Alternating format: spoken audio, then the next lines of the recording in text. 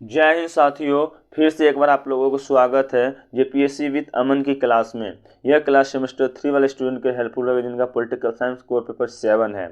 I hope यह class आप लोगों को बहुत अच्छा लगेगा। आज का इम्पोर्टेंट क्वेश्चन है कि झारखंड राज्य की राजनीति की नई उभरती प्रवृत्तियों की आलोचनात्मक व्याख्या करें, ठीक है। अथवा वर्तमान में भारत में राज्यों की राजनीतिक में कौन कौन से मुद्दे हैं स्पष्ट कीजिए। मतलब इसको आप लोग वर्तमान में जो हो रहा है इसको भी आप लोग वर्णन कर सकते हैं।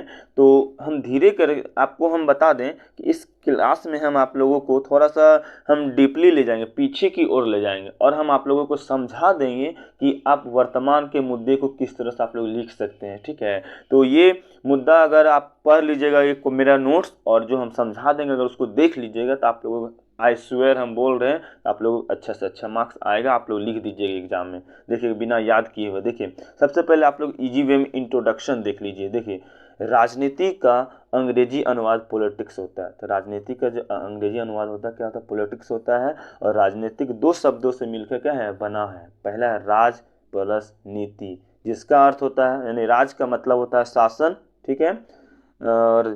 और नीति, नीति का मतलब होता है उचित समय में उचित स्थान पर उचित कार्य की कला। मतलब उचित स्थान पर उचित समय में उसके अंदर क्या होना चाहिए, कला होनी चाहिए। नेता का मतलब नेता के अंदर, ठीक है। तो उसी को कहते हैं राजनीति। क्या कहते हैं, राजनीति कहते हैं। अब देखिए दूसरे शब्दों में कहे तो जनता के सामाजिक एवं आर्थिक स्तर जो होगा, सार्वजनिक जीवन स्तर को ऊंचा करना ही क्या है, राजनीतिक है। मतलब जनता के हित में कार्य करना ही क्या है, एक राजनीतिक है।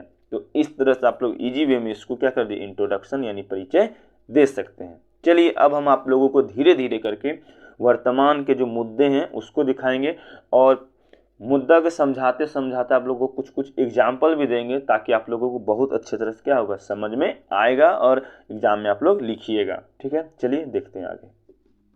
थोड़ा सा एग्जामिनर को इम्प्रेस करने के लिए लिख दीजिए कि भारत के राज्यों की राजनीतिक में विभिन्न कालों में महत्वपूर्ण परिवर्तन होते रहे हैं। वर्तमान में राज्य की राजनीतिक की उभरती प्रवृत्तियां निम्नलिखित हैं। तो पहला पॉइंट लिख सकते हैं प्रशासनिक कुशलता। क्या लिख सकते हैं, प्रशासनिक कुशलता। तो देखिए प्रशासनिक कुशलता कहने का मतलब होता है कि जो भी राजनेता हो, ठीक है, जो भी राजनेता हो जो होंगे उनके पास प्रशासनिक कुशलता होना चाहिए। अब प्रशासनिक कुशलता होना चाहिए ताकि वह राज्य का, देश की प्रशासनिक व्यवस्था को क्या कर सके, संभाल सके। अब प्रशासनिक कुशलता नहीं होगा, उसके अंदर नेता बनने की गुण नहीं होगी, वो प्रॉब्लम दूसरे को समझेंगे नहीं, तो वो कैसे वो देश को संभाल सकते हैं, देश की प्रशासनिक व्यवस्था को संभाल सकते हैं। अब इसके अंदर में क्या क्या आता है देखिए, जैसे कि आप समझ सकते हैं कि जनता से अच्छी तरह बात करना और जनता की समस्या को समझना। पहले तो जो नेता होंगे उसको जनता का समस्या को समझने आना चाहिए, अच्छी तरह से बात करनी आनी चाहिए। तो ही तो यही मुद्दा है कि फर्स्ट मुद्दा है कि प्रशासनिक कुशलता के अंदर में ये आता है, फर्स्ट पॉइंट आता है, ध्यान दीजिएगा, ठीक है। दूसरा पॉइंट इसके अंदर आता है कि अपने पद को मान्य रखना। मतलब अपने पद का मान्यता को रखना, अपने पद की गरिमा को रखना, ये नेता के अंदर में आना चाहिए, ठीक है। दूसरा पॉइंट कि लोक कल्याणकारी कार्य करना, लोक के कल्याणकारी कार्य करने उनके अंदर आना चाहिए। तो इसी प्रकार से नेता के अंदर प्रशासनिक कुशलता होना चाहिए। ये फर्स्ट मुद्दा है, ठीक है। आप लोगों को हम बता देख सकते हैं, वर्तमान में देख सकते हैं कि क्या होता है कि कोई कोई नेता जो होता है ना, एकदम से ध्यान दीजिए, कोई कोई नेता जो होता है ना क्या करता है कि अपने पद की, अपनी पावर को दिखा दिखा के जनता से गलत व्यवहार में बात करते हैं, उनकी समस्याओं को नहीं समझते हैं, अपनी मनमानी करते हैं। इससे पहले इसलिए सबसे पहला मुद्दा यही उठता है कि प्रशासनिक कुशलता एक नेता के अंदर में आना चाहिए। है तो ही बनेगा, नहीं है तो नहीं बनेगा। ये फर्स्ट मुद्दा है, ठीक है, ये उभरता हुआ फर्स्ट मुद्दा है, ठीक है। अब हम नेक्स्ट मुद्दा आप लोगों को समझाते हैं। देखिए नेक्स्ट मुद्दा है आर्थिक विकास। इसका कहने का मतलब है तो वर्तमान में लगभग सभी राज्यों द्वारा आर्थिक विकास को सर्वाधिक महत्व दिया गया है, क्योंकि विकास के द्वारा ही विभिन्न समस्याओं को निपटाया जा सकता है। अगर मान लीजिए आपका देश का आर्थिक विकास एकदम से डाउन है, एकदम से खराब है, तो कभी भी आपका देश समस्याओं से निपट पाएगा या आपका राज्य देश समस्याओं से निपट पाएगा, नहीं निपट पाएगा। तो इसलिए आर्थिक विकास पर भी ध्यान देना चाहिए। ये भी सेकेंड मुद्दा है, पॉलिटिक्स का सेकेंड मुद्दा यही है, आर्थिक विकास। आर्थिक विकास होना ही चाहिए, ठीक है। तो इसको भी अच्छा से लिखिएगा। नेक्स्ट पॉइंट देखिए, द्वितीय प्रणाली का प्रतिमान। क्या है? द्वितीय प्रणाली का जो प्रतिमान है यह क्या कहता है कि आज लगभग सभी राज्यों में द्वितीय प्रणाली का प्रतिमान विकसित है। ठीक है, विकसित है। इसके कहने का मतलब होता है कि द्वितीय प्रणाली एक दल प्रणाली है। क्या है? दल प्रणाली है, जहां दो प्रमुख राजनीतिक दल सरकार के भीतर राजनीतिक को प्रभावित करते हैं और दो दलों से आमतौर पर एक के पास विधायिका में बहुमत होता है और प्रायः बहुमत या शासक दल कहा जाता है, जबकि दूसरे अल्प या विपक्ष दल कहा जाता है। ठीक है, तो द्वितीय प्रणाली होना भी जरूरी है, क्योंकि अगर मान लीजिए विपक्ष नहीं रहेगा और विपक्ष अगर नहीं रहेगा संसद में, तो बताइए कोई से भी एक मुद्दा होगा जो भी, अगर वो बवाल नहीं होगा तो सब पब्लिक जान पाएगा। विपक्ष का काम ही होता है कि कोई भी जो मुद्दा उठेगा उस मुद्दा को क्या करना, बवाल करना, ताकि पूरा पब्लिक, पूरा देश का आदमी जान सके। तो ये विपक्ष, ये द्वितीय प्रणाली प्रतिमान होना भी जरूरी है। ठीक है, जिस तरह से कि पंजाब में अकाली दल व कांग्रेस इत्यादि है ना, ये होना जरूरी है। ठीक है, अब देखिए नेक्स्ट पॉइंट कि क्षेत्रीय दलों की प्रभाव भूमिका। इनमें देखिए क्या है कि राज्यों की राजनीति की प्रारंभिक स्थिति यह है कि प्रधानमंत्री द्वारा सुरक्षापूर्ण राज्यों कि मुख्यमंत्रियों का मनोनयन किया जा सकता है, किंतु वर्तमान में स्थिति इसके नियंत्रण विपरीत है।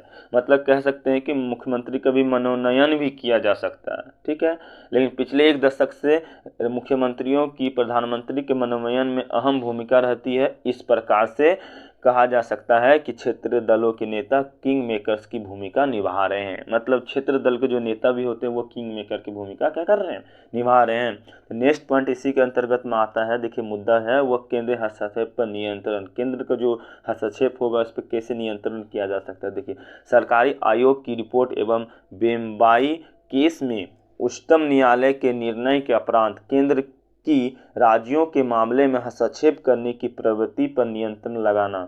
यही कारण है कि पिछले कुछ वर्षों में राष्ट्रपति शासन का प्रयोग बहुत कम किया गया, किंतु होना ही नियंत्रित रूप से ऐसा किया गया। मतलब आवश्यक होना पर ही ऐसे नियंत्रण किया गया है। ठीक है, मतलब इस तरह से आवश्यक हो गया, इसलिए इसका क्या किया गया, नियंत्रण किया गया है कि केंद्रीय हस्तक्षेप को क्या किया जाए, नियंत्रण किया जाए। एकदम से 100% ध्यान दीजिए। ठीक है, अब देखिए इसी में नेक्स्ट पॉइंट आता है कि छोटे राज्यों का गठन। अब देखिए छोटे राज्यों का जो गठन करना भी एक क्या है, राजनीतिक मुद्दा है। क्योंकि अगर मान लीजिए कि कोई भी एक छोटा राज्य आप गठन कर दीजिए, अब जितने और छोटे राज्य मांग करने वाले थे तो वो भी तो जागरूक हो जाएंगे।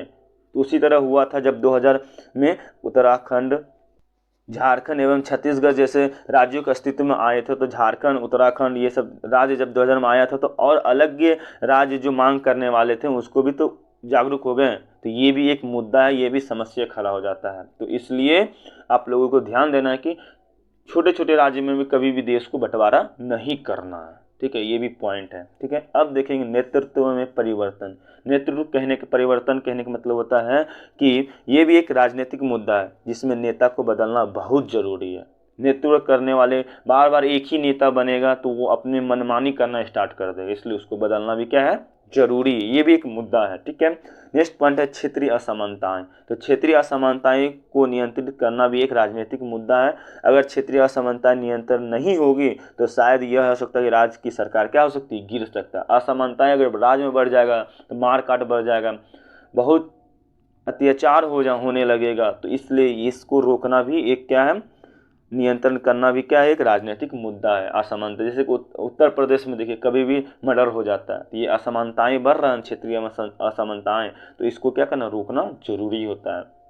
नेक्स्ट पॉइंट इसी में आता है आर्थिक उदारीकरण। देखिए आर्थिक उदारीकरण भी एक राजनीतिक मुद्दा है, क्योंकि आर्थिक उदारीकरण की प्रवृत्ति के कारण राज्यों के मध्य विषमताओं में वृद्धि हो रही है।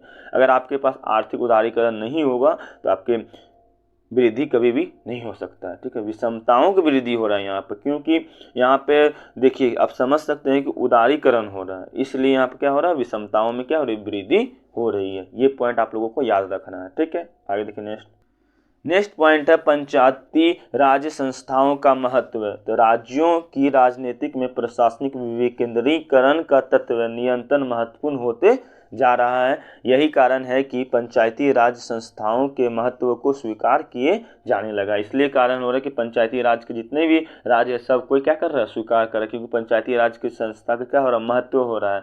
यही एक मुद्दा है, लास्ट मुद्दा है कि सभी राज्य को अपने राज्य में पंचायती राज लाना चाहिए और उसका महत्व देना चाहिए।